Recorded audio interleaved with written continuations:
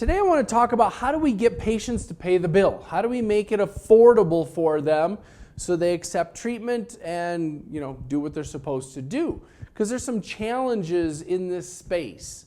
And it's interesting when you understand, one, the reason for the challenges, and then two, some solutions. I think we can come up with some really good ideas.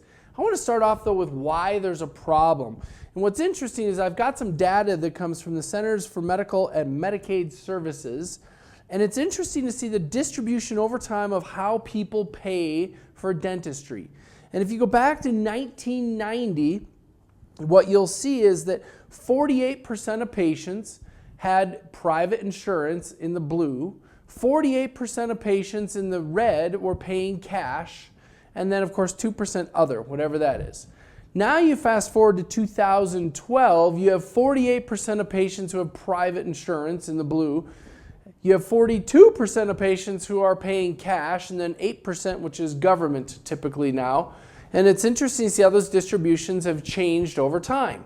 So the challenge is you got 48% of your patients who have dental insurance, and you have 42, roughly half, who are having to pay cash. Now the issue that I see with this is when I look at the data from the ADA as to what percentage of patients are current with their dental appointments or have been in to see a dentist in the last 2 years, it's only 50% of patients have been in the last 2 years.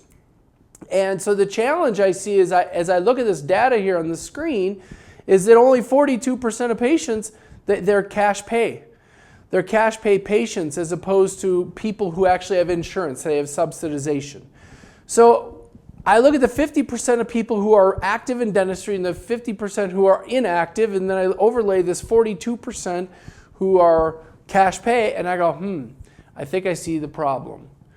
I think what happens is you have roughly half of Americans who don't have dental insurance who feel like they can't afford dentistry because they don't have dental insurance, and thus they are not active participants in the process. So how can we solve this? Well, I see a variety of ways.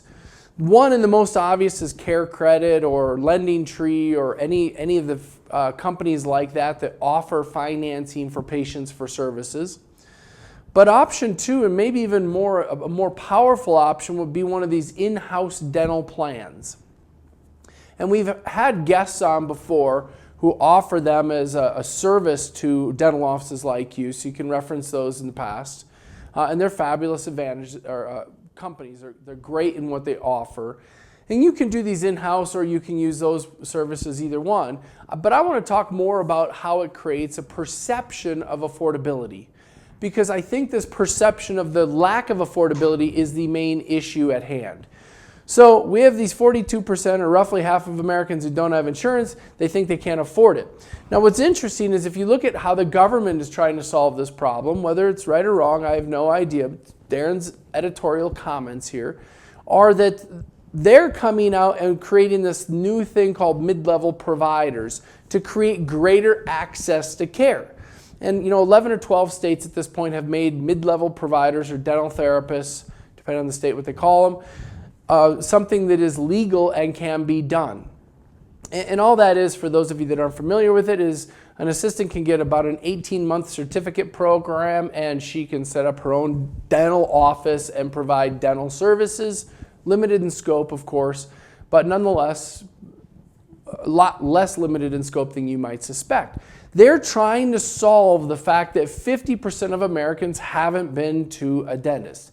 For some reason, the government seems to think that the reason why 50% of Americans haven't been to a dentist in 2 years is access to care.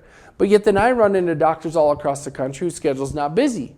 So it's not an access to care issue, it's an affordability issue. They're solving the wrong problem, in my opinion. So what can be done about that? Enter the in-office plan. I think if people who don't have insurance are offered an in-office plan that looks like insurance to them, it costs the $300 or so in terms of what the premium cost is, and that premium cost includes your cleanings and exams and maybe 2 emergencies, and it gives you some sort of a discount off of your services. And I think all it does is create a sense of affordability. and give the patient some sense that they can afford to go in to see a dentist, that they have access to be able to do that. Now, you and I know that from a numbers perspective, it's smoke and mirrors, right? Your 2 hygiene appointments are about $300 a year, and of course that's what the premium costs. So again, it's kind of sort of smoke and mirrors.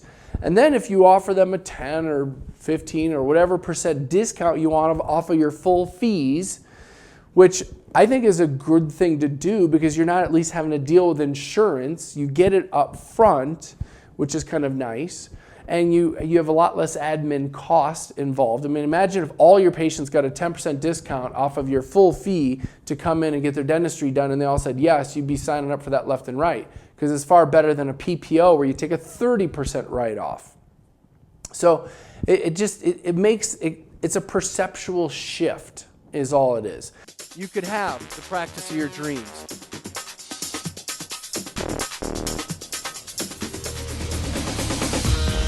What's holding you back?